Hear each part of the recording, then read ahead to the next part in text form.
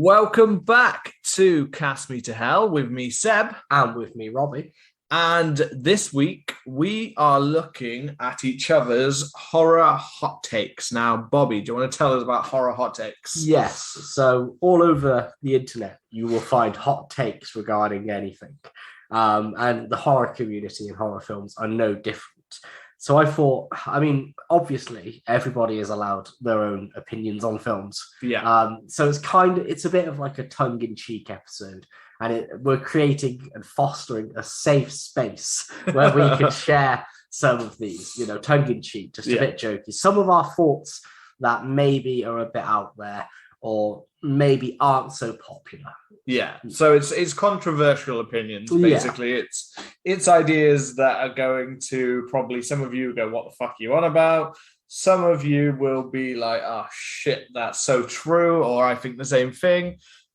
We might get hate for it, but you're free to share your hot takes on our Insta and our Twitter at CMTH Podcast. Plug straight in. Yeah, plug straight in. And so just if you aren't familiar with hot takes, they're often, as this website I'm reading they're often controversial. They're often open for debate, which is what we will have today. They're often something many people can relate to, and they're interesting to talk about. So this example, a hot take is that podcasts aren't worth listening to. But I say nay. I say we are worth listening to, and make sure to hit that subscribe button and leave us a lovely review. But there are some such as, Marvel movies lack imagination. Game of Thrones was overrated. And then I miss bootleg jeans from the first time around. Crocs are a must-have footwear item. You can wear denim on denim. That is a hot one there. Denim on denim. Yeah. Obviously, probably one of the biggest ones is that pineapple does belong on pizza. It does belong. Yeah. So we thought we would love a bit of Hawaii. Yeah, I don't get it, man. So we thought we would look at some horror hot takes, some of our own kind of slightly controversial opinions, but we do it a bit tongue-in-cheek and a bit funny. So I don't know if you want to kick off. That is based on opinion. It is, how funny it can be. I think I'm going to let Rob was the one that came in hot with this one. I came in hot. He won this. He's coming hot. We might be leaving here hot. So I'm going to let Rob throw in his first. Now, this will offend you, and you will probably try to attack me for saying this. And that is that the Child's Play franchise isn't very good, and that the Child's Play remake is far superior to the original. Okay, well, to be fair, I actually thought about this because I know that there's a very hot opinion on, like, people love Child's Play. They love the whole franchise. Some people love certain parts of it. Some people are not so much into the earlier days of like Child's Play, but they're very much into like the Chucky and Tiffany kind of era. You know what I mean? They love that. I've done that Halloween costume. Me and Charlotte have done the Chucky and Tiffany. However, I wouldn't say for me personally that I am completely like, I'm not completely like devoted to the franchise, but I do enjoy a bit. You enjoy I've enjoyed the film. I enjoyed the original trilogy of the films. I like Child's Play, Child's Play 2 and 3. It's definitely the ones that got a little bit more out there that I'm not quite as keen on as they went on later on. When Don Seed of Chucky and Bride of Chucky. It's very I don't know. There was something so like as if it was trying really extra hard to kind of take that kind of Freddy Krueger Nightmare on Elm Street the same way that had gone. Yeah. But it kind of had this extra twisted kind of dark humor to it. But I don't know, there was just something that just threw me off about it. And then obviously we got the cheap ones after that, the Cult of Chucky and all those kind of ones, which are okay. I watched those recently. They're all right. But yeah, there's definitely a mix. But in terms of the remake now, it's controversial to just say that that's a good film. It is. It's not just controversial to say it's better than the original. Whether it's better than the original, I don't know. But I personally really enjoyed the new one, and I really enjoyed Mark Hamill's take on Chucky. And I think it showed where the franchise could go by bringing it into a modern kind of the sci-fi element of it. I thought it was a cool idea. And well, for me, I like I like Brad Dourif. And I think his voice work as Chucky is the main point is the best thing about it. Unfortunately, my kind of thing is, and I know this is kind of hypocritical because I love a lot of slasher films, which are effectively the same thing. But for me, there's only so many times I can watch a film where Chucky is killing people and nobody believes the main character and he pretends that he's a doll when he's not there. There's only so many times I can do that. So for me, I watched the first one. I thought it was okay. I thought, what's his name? The guy who is it Jerry? He played Jerry Dandridge. It's on the tip of my tongue. Is this in the original film? Yes. No, he played the detective in the original. In Fright Night, he was Jerry Dandridge. Oh, I can't remember. Off the top, it's Chris Sarandon, I believe it was. Chris Sarandon? Yeah. Okay. Yeah. It was Chris Sarandon. So he plays it, and I think he's a good character. The rest of the film, I don't think is that good. Now, why I like the remake better is I think that I like the Toy Stories feel more. I love not Toy Story, Small Soldiers. Yeah. I love the Small Soldiers feel. I love that we actually got some kills. I actually think the kills in the remake are better than the ones in the original. I think there's some better scenes than the ones in the original. I just think it's genuinely a better film. And I watched it, and that's the thing. I know you got it for me on Blu-ray for Christmas one year. And I heard people were saying, oh, it's like, it's dog shit. It's the worst film ever. Yeah. And it's the worst remake ever. And I missed it in the cinema. And then I watched it and I was like, I've enjoyed this more than the original. I've watched it more than the original. Yeah. I genuinely find it better. But then even to throw the spanner in the works there, but then even before the remake was ever made, you weren't a fan of Child's Play. So you wouldn't really have watched it very much anyway. But the remake, there was definitely something fun. There was something I think that built into it a bit more, that the child kind of aspect, the boy that has the toy in the remake is a little bit more developed than it is in the original film. And a lot of the elements of how Chucky's actually alive, obviously it's more of a robot kind of sentient, but the way it uses technology and stuff, modern technology to part of the kills and stuff, I think is a really cool idea. But yeah, I don't know, because obviously you've got the original, which is is obviously a product of its time, and it's a film, to create the doll effects they do is still pretty spectacular in the original. I'm not sure that they can do. So they can definitely do much easier nowadays to make a doll come alive. I don't know. I like them both. I can't I'm not splitting hair. I don't know if I've seen the remake enough, or actually watched the original enough to make a complete line down thing and say, I agree that the remake is a better film. I know why a lot of people don't like it. They like the kind of the cult status within the original. They like the literal cult kind of the Brad Dourif's character becoming Chucky, and it being more of that than it just being some kind of sentient kind of being that overtakes Chucky kind of thing, I think is what a lot of people think takes away from it. But no, it's an interesting hot take. It is an interesting hot take. Overall, a lot of people say that, like, for instance, we've recently watched Hellraiser 4, and a lot of people say that, the Hellraiser films are like, one of the worst franchises out there. But so far, I've thought that I've only seen 4 of the Hellraisers. I've seen all of the Child's Play films. I haven't seen the new series, which I've heard is really good, in all fairness. And I think if you enjoy it, it's probably going to be banging. So far, I prefer the Hellraiser, and I think it's stronger 4 franchises in, where 4 episodes in, where we've already gone to space, and we've already gone to 4 films. 4 films in. I don't know why I said franchises episodes. I don't know why. You never got to just film. My brain just isn't working. And so far, I think it's much stronger than Child's Play / Chucky. And I'm not a big fan of the Chucky character in general. That's my first hot take. You can get your pitchforks and kill me. There's something about, I don't know, there's something about the original trilogy that I really like, the whole following the story, like the story of the boy, and all of those kind of parts in the element. There's something very 80s, almost so oddly, that reminds me almost of like a Karate Kid or something like that, kind of as a franchise. So there's something that I quite like about it. I've got a soft spot for that kind of area, where I find, and I think I found them quite easy to watch. I could probably watch them over some other ones, which would probably be its own controversial opinion. Over to you for your first hot take. My first hot take.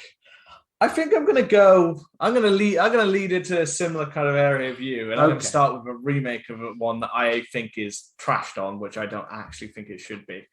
I'm going to say Nightmare on Elm Street remake. I'm not saying it's better than the original, but I am saying that Jack O'Haley is a good Freddy Krueger. I would agree. And I think it's sad that a good actor coming to a role like this. And I do think there's an element that crosses across between the one that you've just done. And I think it is a general consensus that in the horror community, if we change one kind of classic actor, the idea that it's pretty much trashed on before, I think it's given a chance. And I think Jack O'Haley was trashed on before he was even given, anyone had even seen the film. They were already trashing on the fact that he looks a certain way. And to be fair, the way that Freddy Krueger is going to look is completely defined on how the person looks, and then therefore you can't make him look like Robert Englund. Yeah, you know what I mean. And I know he has a certain kind of odd kind of aesthetic to the way the face looks. It's very CGI, and he almost looks like it reminded me of Reptile from Mortal Kombat. He kind of looks like a bit lizardy and a bit. I would say he kind of looks a bit bland. I think, it doesn't quite look as grotesque as he should do. I don't think it. Yeah, no, I think there is something to the special effects that could have been improved. Yeah, but this is the problem. Yes, there's something about the look, but I think in the way that he portrays the character, and I think the backstory that the remake gives him, I think the remake is also. And another hot take within this is, I think the Nightmare on Elm Street remake is pretty much scarier than almost, except for maybe the original. I think it's scarier than any of the other. Okay, I think most Nightmare on Elm Street films are not actually very scary at all. I don't think that it's a scary franchise in general. I think that Dream Warriors has its parts. Dream Warriors is bang. And I think the first one definitely is scary because the tone is very different. He's only slightly tongue-in-cheek, but we've talked before about how this franchise goes off the rails. This is the first one in a long time that actually returned to the idea of the nightmares and what can be so scary about the nightmares. And I think a lot of them waste the opportunity in the franchise. Oh no, I'm with you. And it's one franchise out of all of them that I think, apart from the way that it acts in the original film, I don't think any of the other ones are actually particularly scary. And I think there's something that's brought to the remake that has a very dark and scary aesthetic to it. And Jack O'Haley as Freddy Krueger has a very dark personality. They do add a slight humor at times, but it's very minimal, closer to the original film, obviously, because this is a remake. But they do try to bring in some original ideas, but also it's more the fact they give him the backstory of was he this predator or was he not this predator? And that's played up a lot more in the remake, and I think it just adds an interesting angle to the film. That I think is just, I don't know, it brings something out more interesting in the franchise. And I wanted to see more of where that could have gone. Instead of we've just trashed it and brought out, because it's odd. I think it was more the community that kind of trashed it so much that they decided not to give it another go. Kind of thing. No, I'm with you. As well as just like Friday the 13th, there are certain legal rights that have been fucking around with them for years. It's a good take though. Yeah, and I think I agree. I do have my own hot. That's the thing is when we talk about it, and the good thing, I think that the quite interesting thing about doing this as a little feature is that when we talk about it, and we're not going really deep into the franchises, we can get our own little hot takes out. So my hot take of Nightmare on Elm Street is that new Nightmare isn't that good. I think it's you've mentioned that one before as well. Yeah, it has its moments, But overall, but that one again is going to, because really for a lot of people they consider that pretty much the best apart from the original. Basically, they consider anyone that was Wes Craven directed is the best of them. And I would agree. I there is something I like about it because it is a very meta film. Like it's a meta. It's kind of before he perfected it with Scream, how to do that, and that wasn't fully him. That was Kevin Williamson writing as well. But it's that link of. I do agree at the same time that although I like New Nightmare, just like majority of it in this, like I'll come back a little bit later, is the fact that the majority of them are just actually really not very good films. The majority of them aren't. In Nightmare on Elm Street, the majority, and I think personally, I really like Dream Warriors and parts of it, although I still wouldn't say it's a perfectly made film. There are still some big errors in there. But the original film, I think, is the only truly great film I'd say that was kind of there. I think Dream Warriors is a pretty close as well. And I think that's why I think the remake is far too trashed on for a franchise that, let's be honest, the original film barely even relies too much on Robert Englund's Freddy Krueger, and it's the best in the franchise. The more we saw of Freddy Krueger, the worse the film's got, to be honest. I believe. So there's several Nightmare on Elm Street hot takes that you can take out of that. You may completely disagree with it, but that's why it's hot takes. If it's making you hot, it's all right. You can pause. Yeah, you can pause. Can stop. Don't destroy your phone. Don't smash. Don't go straight to smash mode. Yeah. We will not release our addresses so the mob cannot find us. We're releasing this from a secure bunker. Yeah, we will not take any insurance claims on whatever damage you do when you're listening to this episode. And do not come and smash us either. No. This is meant to be a peaceful, a place of peace that you can release your ideas. If you were here with us, you can say them. Say out loud to yourself now. Yeah. Just say it out loud, and now realize how weird it is that you just did that. So my second hot take, and this is more about kind of a studio in general, and it's that Blumhouse should get the same love that A24 gets, because A24, whilst being a very divisive production and distributor, people either love it or they hate it.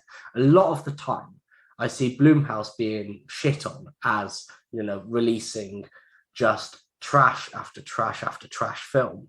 But honestly, I think Jason Blum he's one of the most positive and one of the most influential figures in modern horror. He's kind of turned, micro budget films into massive blockbusters. He started with stuff like Paranormal Activity, which I think was something like $150,000, and then it went on to make however many.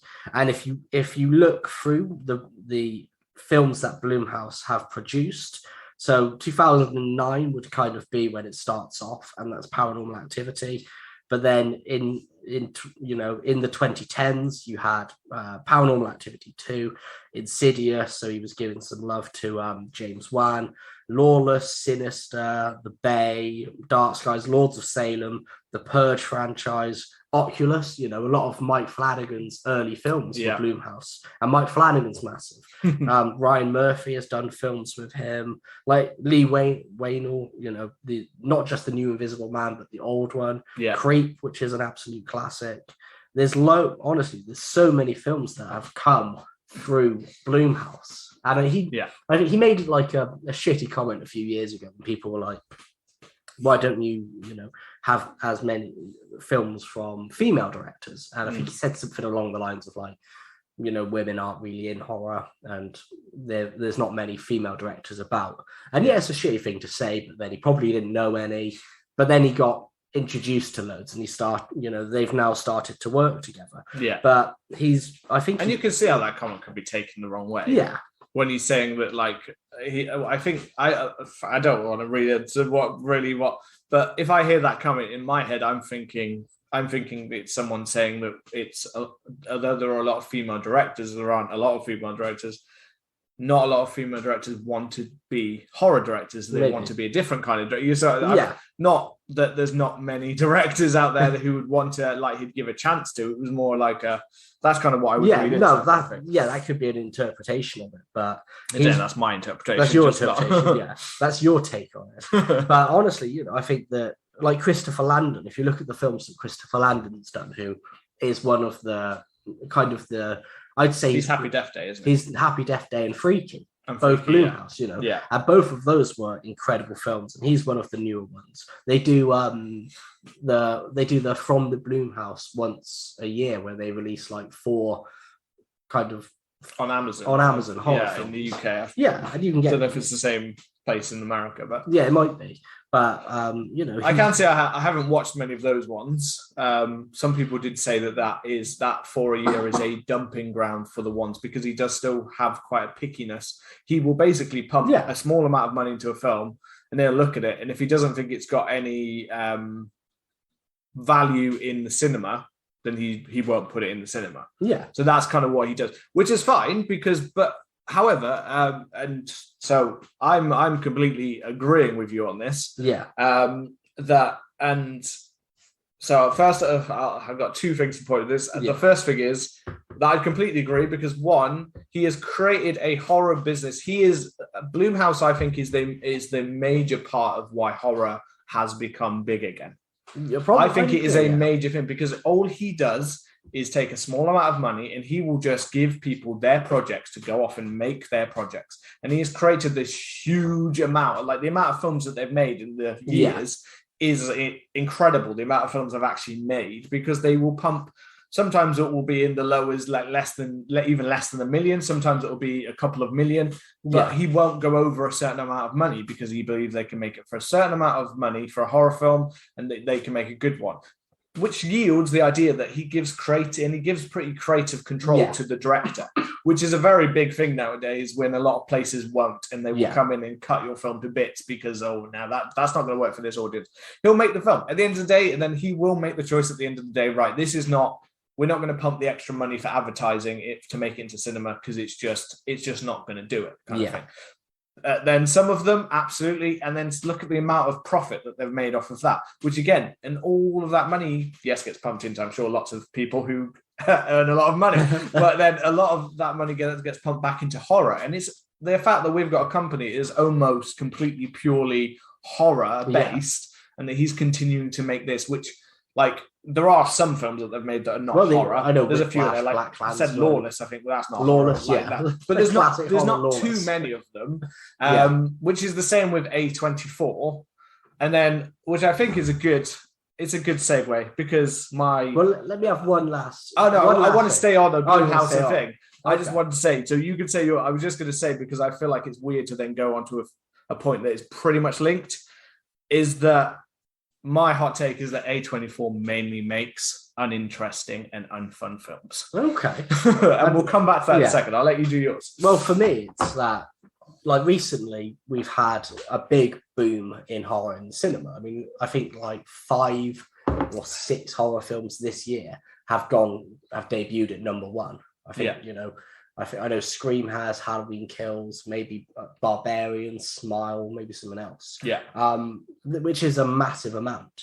And I think, we had a big influx of remakes in like the early 2000s. We did, we had a lot of original films, but we also had a lot of backing of remakes and that kind of stuff, like Platinum Dunes. And then I think people, or studios, more should I say, got the impression that horror doesn't make money. They were pumping large amounts of money into horror films that weren't bringing back revenue. So naturally, if it's not making the money, they're not going to be spending the money. And I think with Blumhouse, because they showed that you could make great films on, I wouldn't say shoestring budgets, but on lower budgets, it's shone more light on other independent horrors, and now more people will want to see horrors, and more studios are taking the chances. I mean, like Terrifier 2, I think it was made on like 250,000 budget, and it's gone on to make like 5 million. I would not be surprised if Terrifier 3 is under Blumhouse, because they can pump. If he's made a film that's attracting that many people for that much, even if Jason Blum said, I give you $1 million, which is 4 times your original budget. Not only do you get, are you going to have a bigger budget, you're going to have more distribution. and you're going to have a bigger marketing force behind you. I wouldn't be surprised, man. Yeah, there's a big, obviously, with that one right now, because a lot of people won't review it. Like, a lot of critics and stuff aren't reviewing it because they're like, it's basically just lower form. Yeah. Like, it's like, I'm not doing like a direct-to-TV movie, and this is basically what it is to me, kind of thing, even though a lot of people love it. I haven't seen it yet. But yeah, it is that kind of big push. I believe that one's actually Bloody Disgusting, actually. Yeah, Bloody Disgusting. That one. They're the ones that pumped most of the money into it from their own to get it made. So I think it's their own production that they're trying to like build up, kind of thing. So it's linked with that. And, potentially. I think like Screenbox, which I think is Shudder Shudder is Screenbox in America. I don't know, because Shudder is in Shudder. Is Shudder its own? I thought Screenbox was part of the same thing. But anyway, I think Shudder was or Screenbox or whatever that is then in America is a similar part that played into the production and stuff. But no, the idea that they are kind of pumping into that area is definitely an interesting. But the good thing is that they will give a range. They will just give a range of horror, and it allows different genres of horror to build and stuff like that. There are some parts of me. I know Paranormal Activity started it, and I like obviously you said about the remakes, and before this we obviously had so many that. There wasn't many original horrors being made at that point in time. It was pretty much just let's mine old IPs and whatever we can take from it.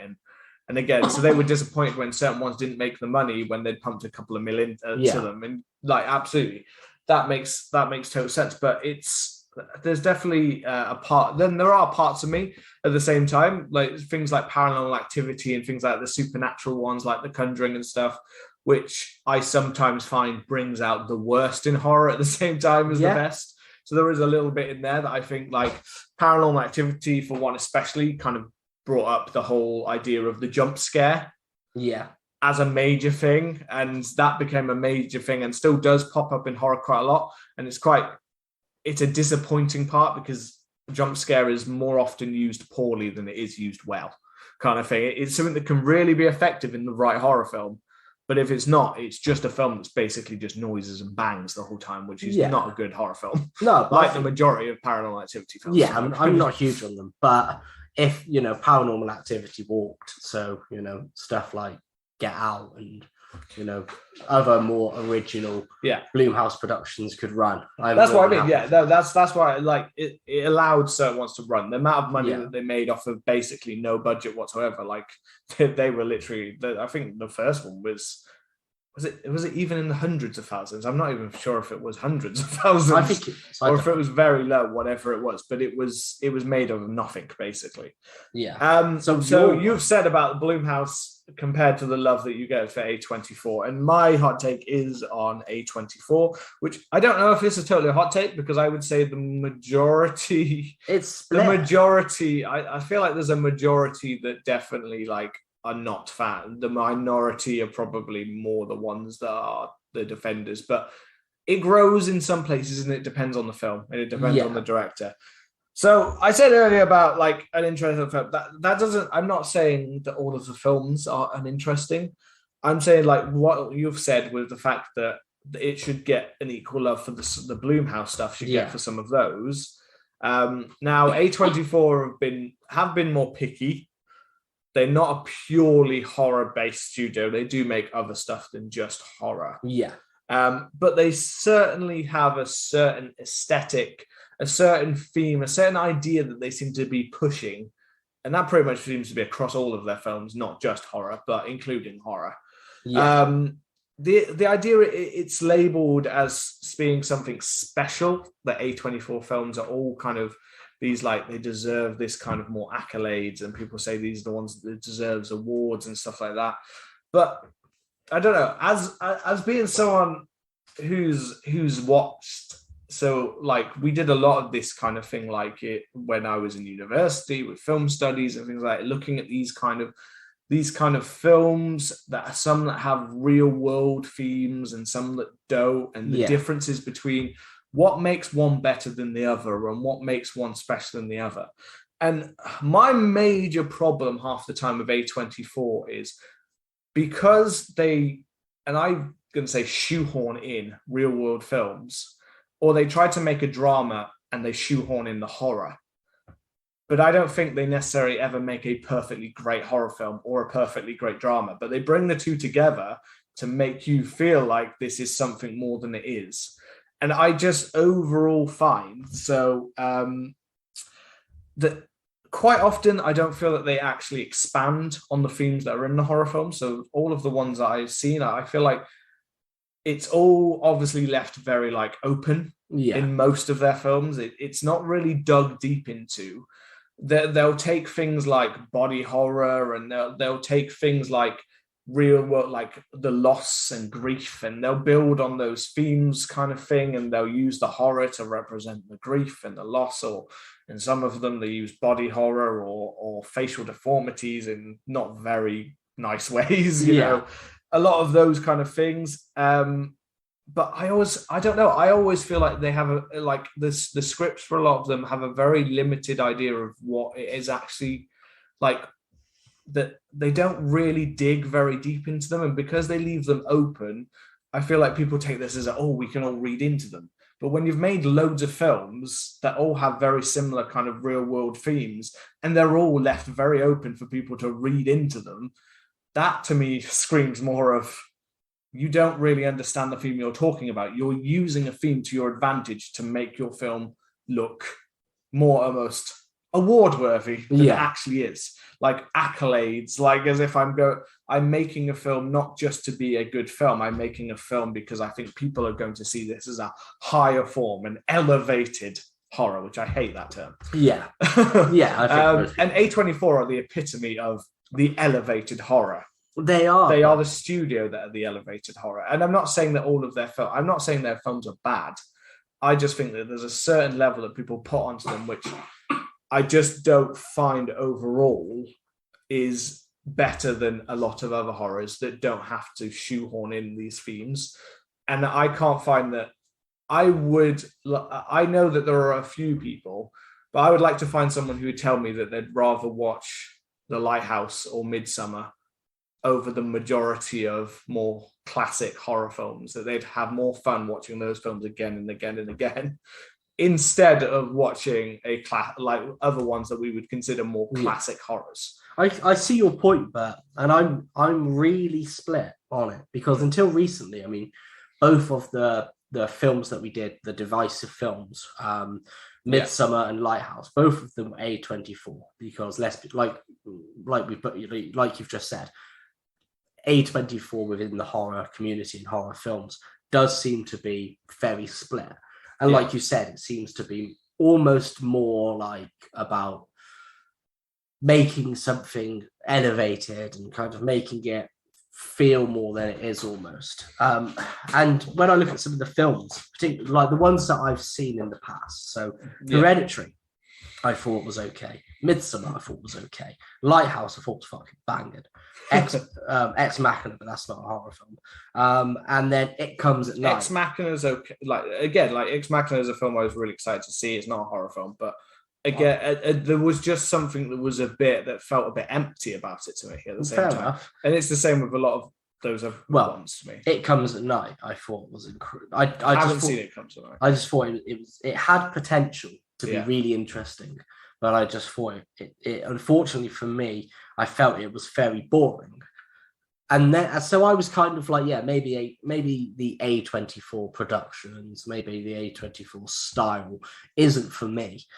And then they had to go and make Bodies, they had to go. This and is the Ty second West. part of my argument, exactly. But this is so X and Bodies is my exception, but also why that.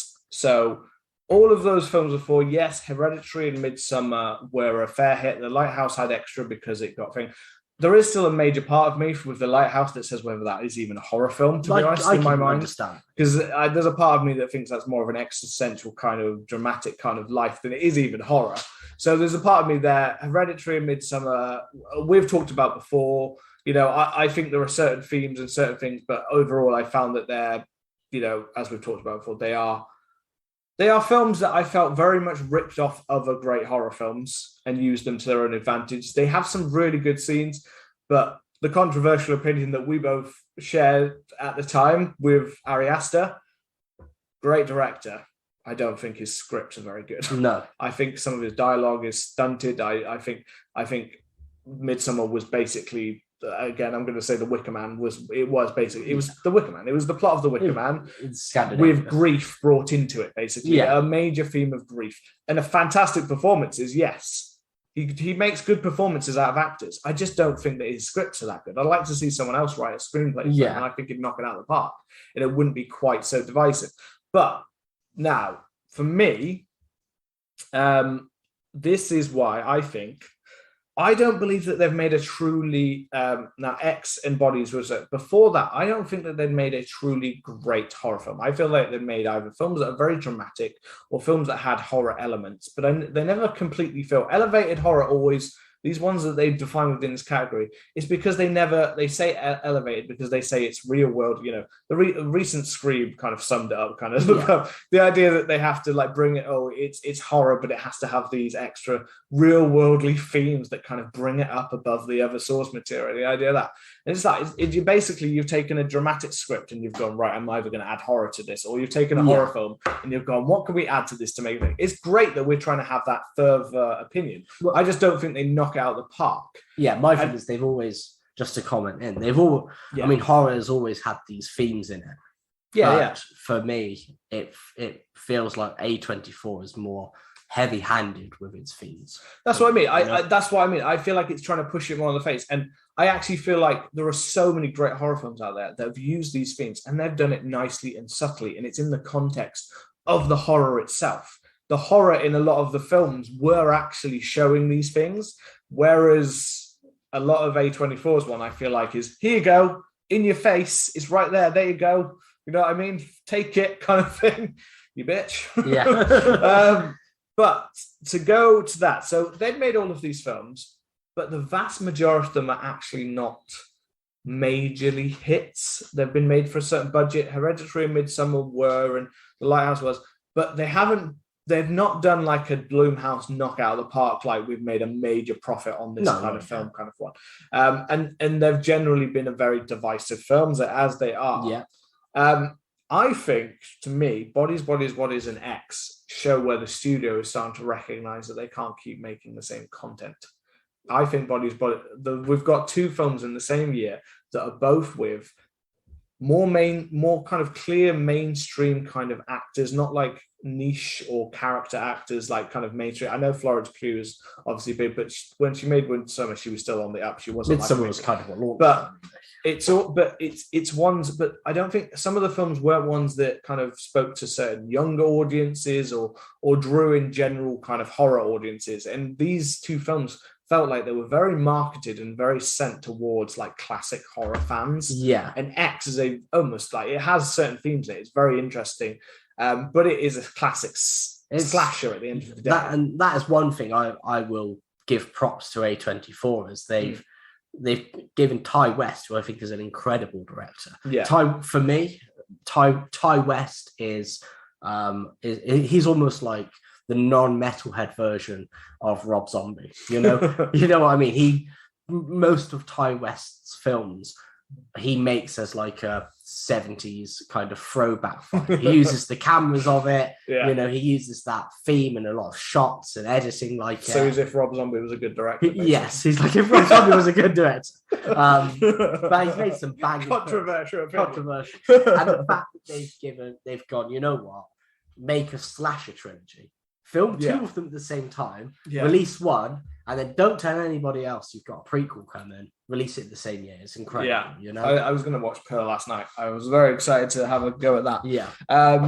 No, that's what I mean. But I think, and again, Bodies is, again, I'm not saying that one is so. That one has got real world themes, and it is and that one is a little bit heavy handed with like the point it was trying to make within its satire.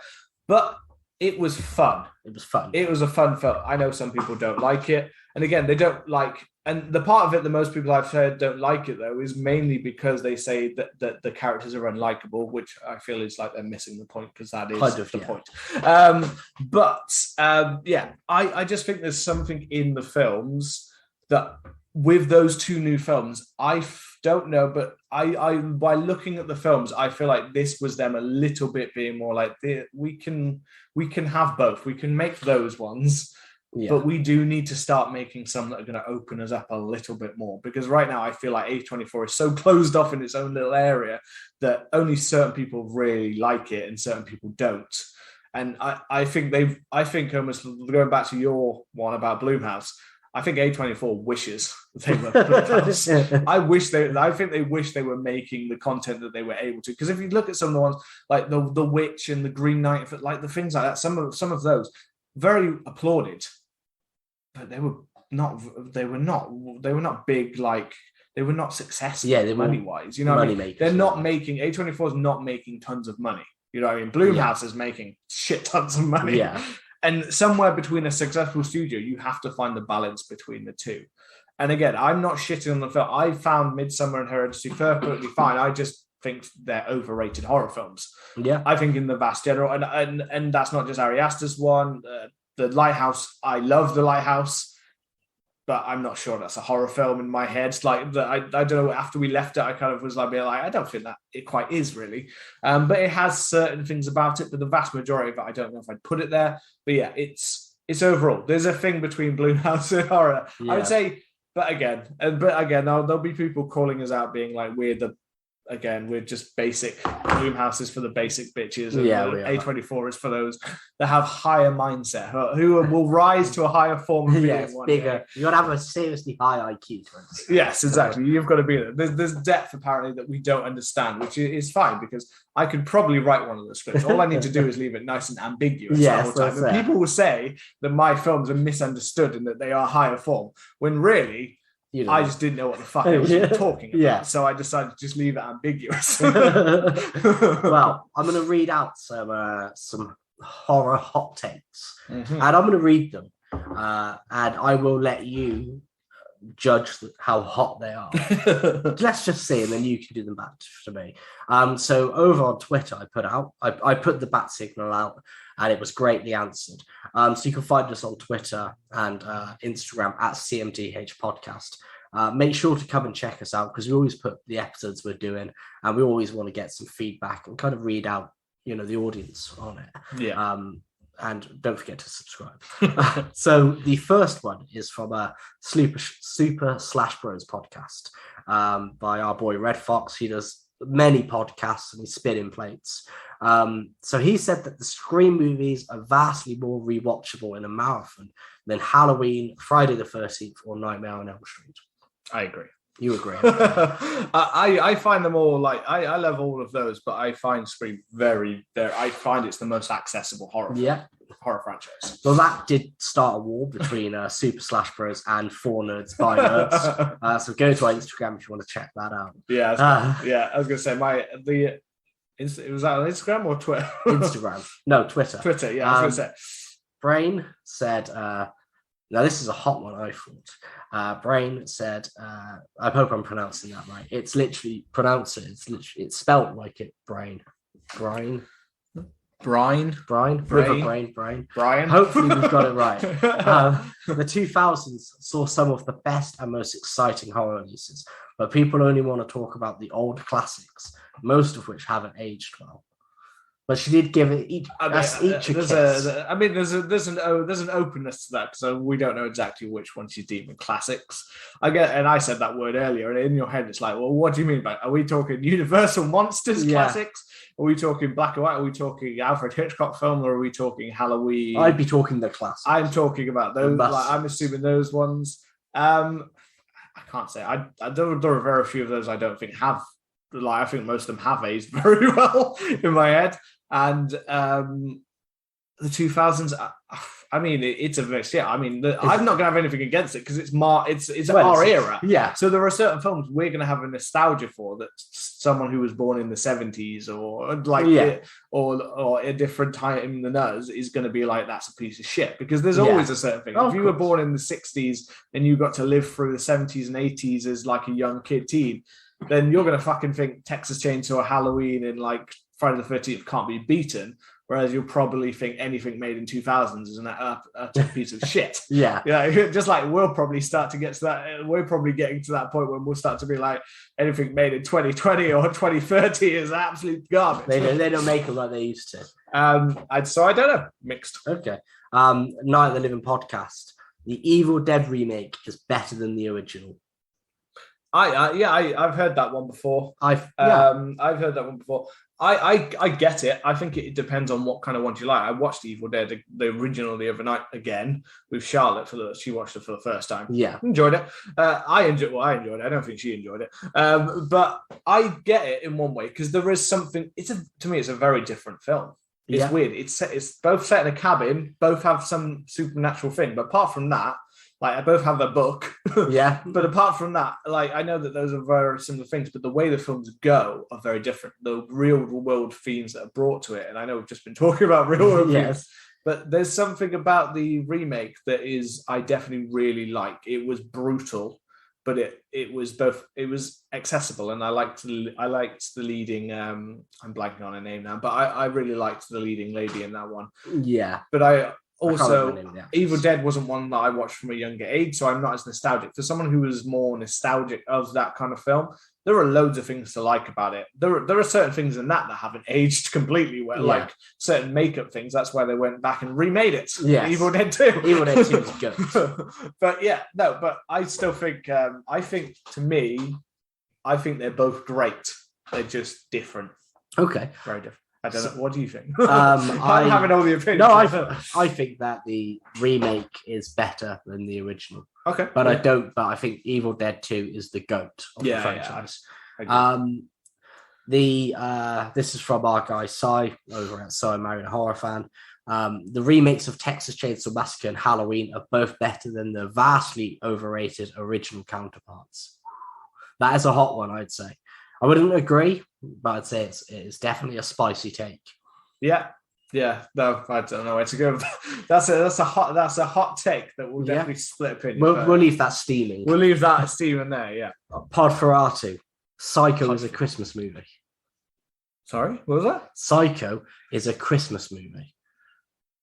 Now here is the evidence. Okay. I can't find the rest of it. I can't remember. I literally I've watched that film several times, analysed it, and I can't even remember any reference to even being happening around Christmas. In fact, it's hot.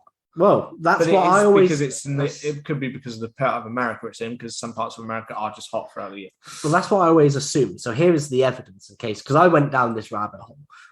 So as Marion leaves town, you can see Christmas lights on the light poles. She sleeps on the highway, then checks into Bates Motel December the 13th and gets killed. Her sister finds Sam Loomis and says she didn't hear from Marion all weekend. So let's assume that now makes it Monday the 12th. Or the 18th, because the first scene opens on December the 12th. Cut to Sam and Lila meeting the sheriff and his wife after church. That makes it Sunday the 24th. Which is interesting. Okay, I don't think I'd ever noticed the dates of those. I'm going to go for one last one. Is it a Christmas film? No. I always thought it was a summer film. And one last one from our friends over at Scaring Sam, who will be back shortly. The Shining is a great film. It's just not a great horror. The Shining is a great film. And it's a great horror. Okay, there you go. I think there's plenty of scary things in that film to say. Let's hear yours. On Insta, there was a couple. Swamp Gnome said that 90s horror movies aren't that bad. And again, I've heard lots of hate for 2000s. I didn't realize 90s got so much hate, but I guess it was at a point when the early 90s was a kind of a dead stall. That's why like say Scream and things like that was said to reinvent it, because by the end of that, there were basically the early 90s. If you look at a lot of early 90s horror films, I will admit there was a lot of fun in that kind of slashery kind of way, but a lot of horror movie, and this is in general a lot of horror movies, but a lot of them had it felt like they were still the 80s. They were 90s films that felt like they were still looking so back at what had worked, and they hadn't really thought of how to bring it up to age kind of thing. Like they were all stuck in the time. He also said, I'll take a low budget slasher any day of the week over elevated horror. Okay. A bit of trash horror. I think I'd agree with that. Yeah. You'd rather eat from the bins than the restaurant. I get it. Yeah, and I did have another one, but now I can't even find it, so I don't actually know where that's gone. No. It doesn't. I believe one of them was actually similar to my point, which was about Nightmare on Elm Street, that Jack O'Hurley is a good Freddy Krueger. Oh, I know what the other one was. It was at Discount Josh, and he said that Mike Flanagan is overrated in the horror community. Actually, that's a hot take. Because I think he's banging that. That one's a hot take. Yeah. I was throwing that one back. So yeah, I think even when he posted that, he didn't realize that was going to be made public by me. So the hate could seep in, but mainly because his partner Karis, who also does the Discount podcast with him, she's an absolute big Mike Flanagan fan. So I think the hate would have come from inside their house. She's a Flana fan. There we go. Yeah, and I can't disagree, but I do know that when I talked to him, one of his points was that he just felt that maybe a lot of the stuff is overlong, and that it could do with a good kind of condensing or an edit, which I'll admit some of the stuff is. Some of the TV series he's done I really like, but they could have cut an episode or two. Midnight, I don't know what could have been cut from Midnight Mass. I think Midnight Mass could have missed a good episode or so. I think it was. I thought it was a really good build, but there's definitely a part of. I think there was some that felt a little bit like filler that you could have put together into one episode or things like that. I think there was a little bit more urgency. Even Doctor Sleep, and I fucking love Doctor Sleep, but it's a long film. It's a long film, and there are certain parts that probably could have been kind of. I think the editing is the only part, but that doesn't mean I fucking love Doctor Sleep. Wow. And I haven't disliked any of his TV series as yet either, so I can't say I haven't seen a bad thing by him. Well, that leads nicely on to my number one hot take, which is that Doctor Sleep is better than The Shining. I do think, don't get me wrong, I think that The Shining it's an all-time classic, and I think it's great. Visually, it looks great. The performances are great. Overall, though, I think that that Doctor Sleep does everything The Shining does, but just better. I think Ewan McGregor's plays an incredible version of the grown-up Danny Torrance. I actually find that the actor who came back to do the name escapes Dick Halloran was better than the original. Yeah. I actually thought that his role was incredible. I think that Rose the Hat is an incredible villain. I think that the thing that I liked is I love The Shining as a film, and then I read the book, and then I watched The Shining back, and it left out a lot. One of my favorite things about Doctor Sleep and The Shining is that Jack's alcoholism is a massive part of the story, and there's a massive theme in it.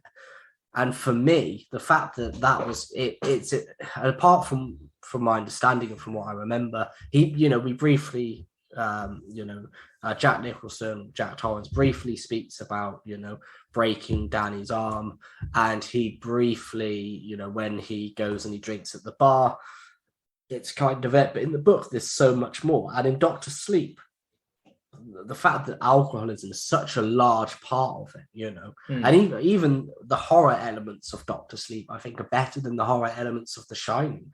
I think that, the visuals of the vampires are extremely disturbing. I think the scene where the baseball kid getting killed is horrendous.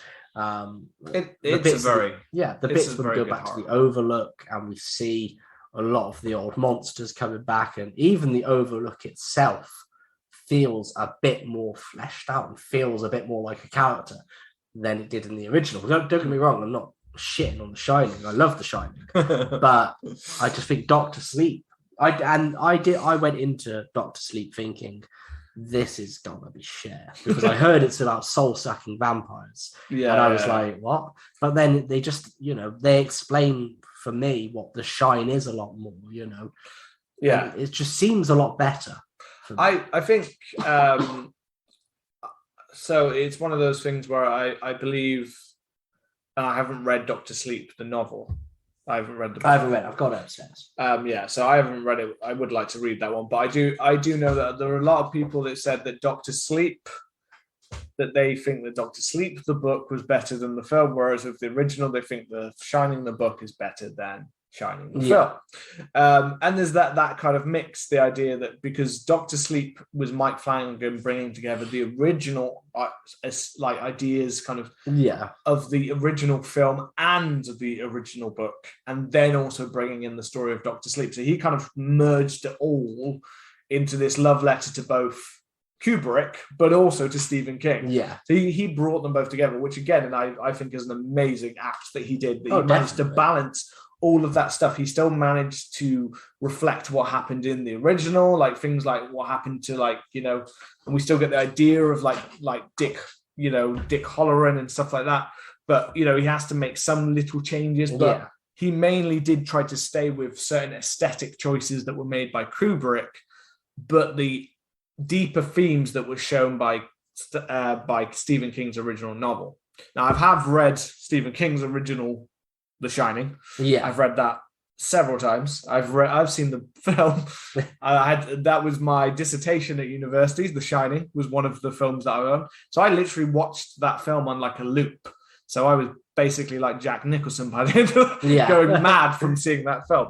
So I needed to have a big distance, because there's a big difference between watching something when you had to.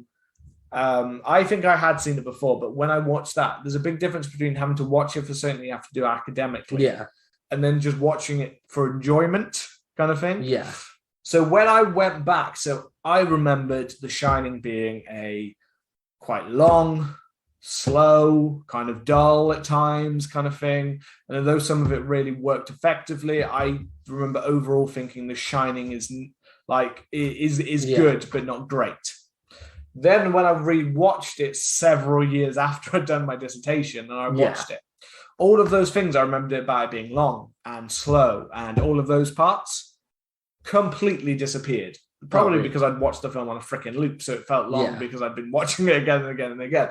But I remember it, to me, the film actually flows really quickly, really fast. And I think there's a lot of nuance in the way that they show certain things from the book. And I think things like the alcoholism are all shown there. They just don't need to go over to the depth of Stephen King's book.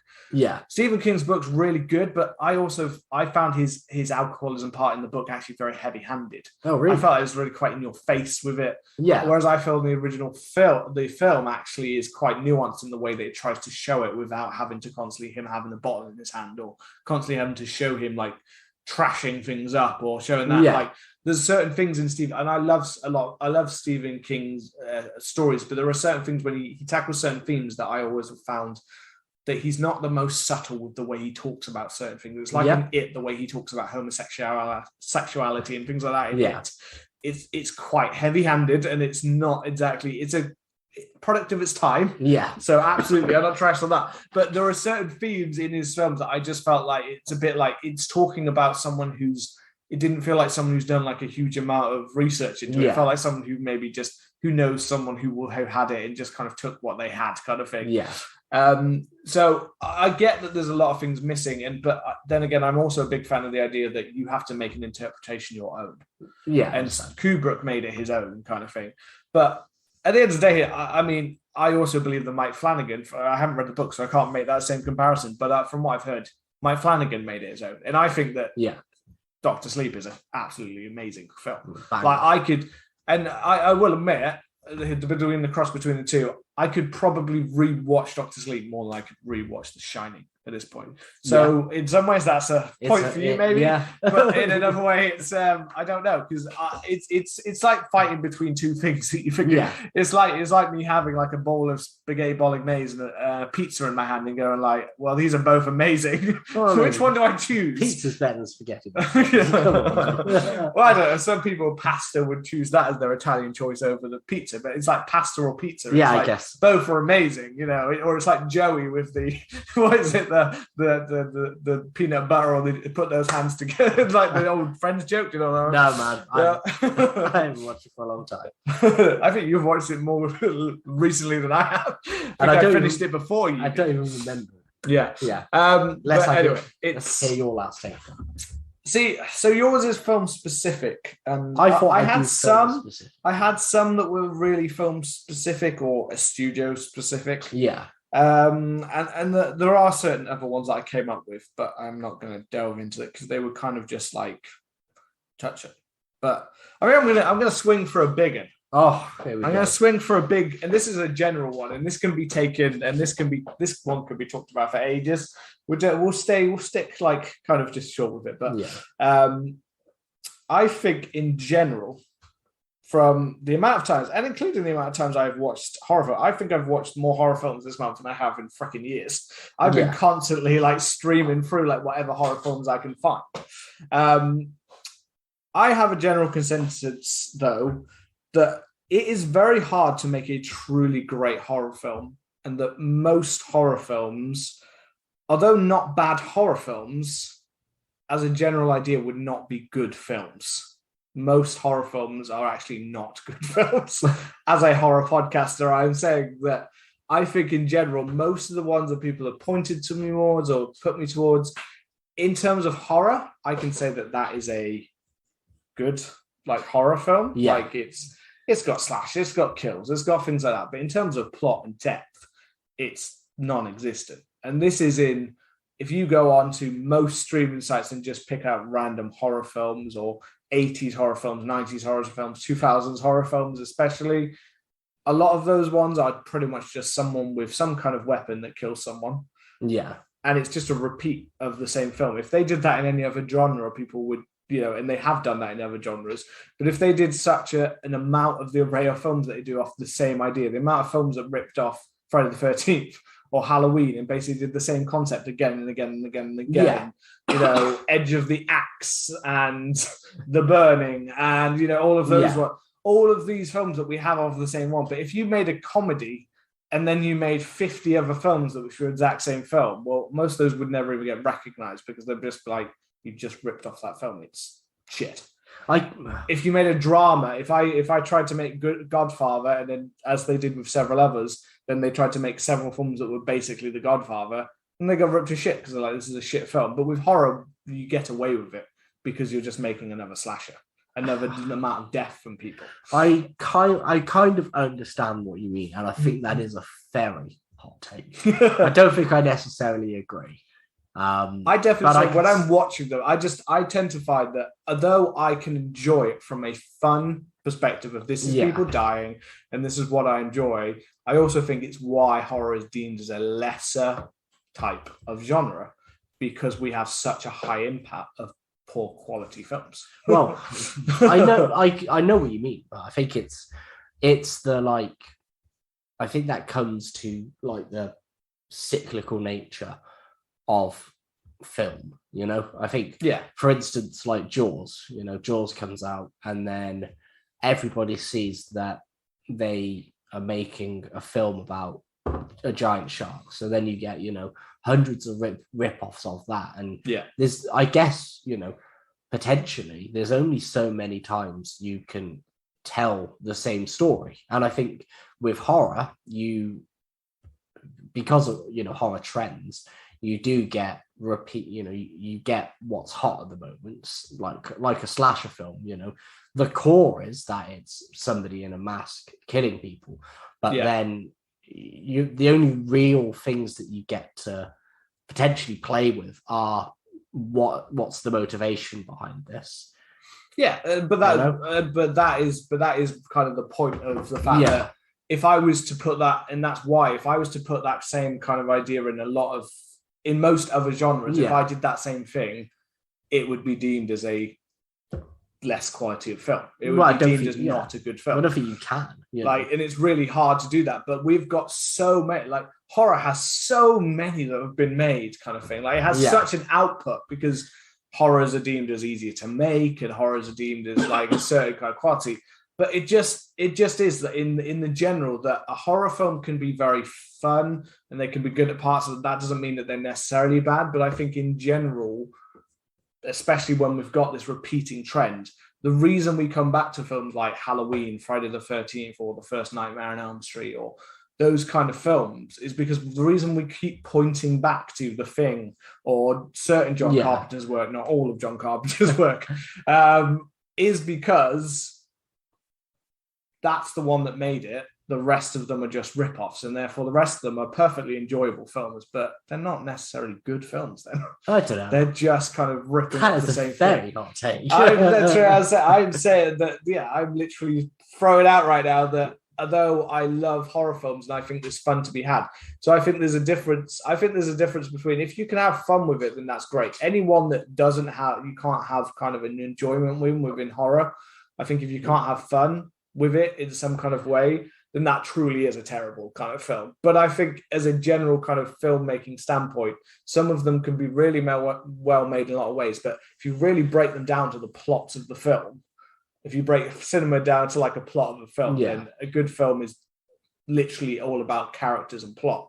And the vast majority of horror, because of so much horror that's made, is not very good. Maybe it's to do with the money, like you said. That's what I mean. It's because it's so easy to make, and we pump them out so much, kind of thing, that we don't get as many of dramas, comedy, or that as we do of that. But I'd say some of those things you have to, if you don't have a good structure, a good plot, a good story, a good character, then the drama is not going to go anywhere. You're going to be like, this is shit, I'm turning it off. If you don't have a comedy that isn't hard enough to actually be funny, then it's fine. But with horror, as long as you're killing someone, then you're in some way getting away with it. But if you really analyze it and look and compare it to a great horror film like, say, Halloween or The Exorcist or Evil Dead or whatever it is, if you actually compare a lot of these horror films to them, then in general, a lot of them are like subpar. Then, I don't know, can you say that of every genre? You know? There are definitely, you can say that of a lot.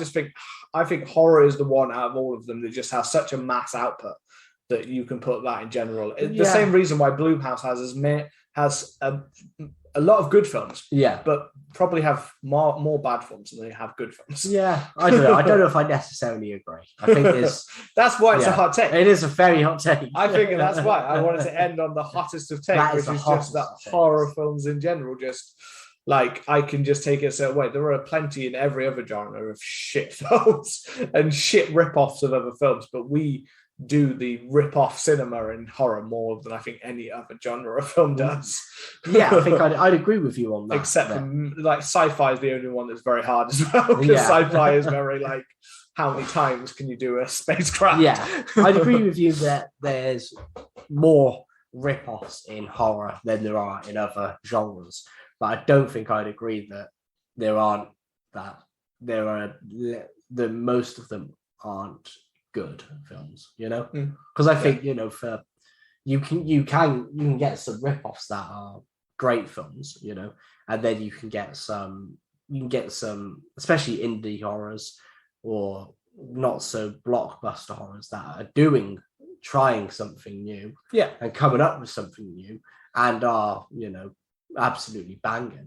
No, absolutely. That's why like you can have. I'm not saying a rip-off horror can't be a good film or a great film, and that certain ones can't be. But there's a massive majority that don't try something new, just be a standard horror, and there's a lot of them out there. Oh yeah, no. When I scan through them, like, and I find that just most you got to feel that it outweighs the balance of how many bad horror films have been made.